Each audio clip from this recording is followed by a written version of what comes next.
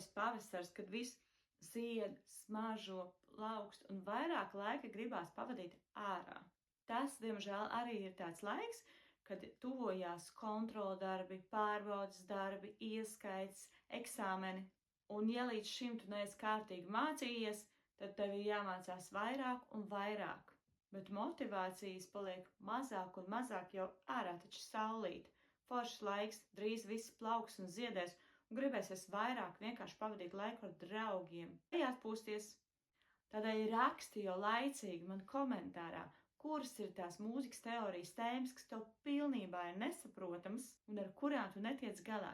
Centīšos tev tās ļoti vienkārši izskaidrot, lai mans video to palīdzētu ātri, viegli to uztvert, iemācīties un iespējams kontroldarbu vai ieskaitu nokārtot bez grūtībām. Un kamēr ārā vēl koki nezaļo un viss neplaukst, uzdāvini savu kādu dzeltenu prieku, kas tev motivēs kaut katru dienu nedaudz pamācīties vairāk.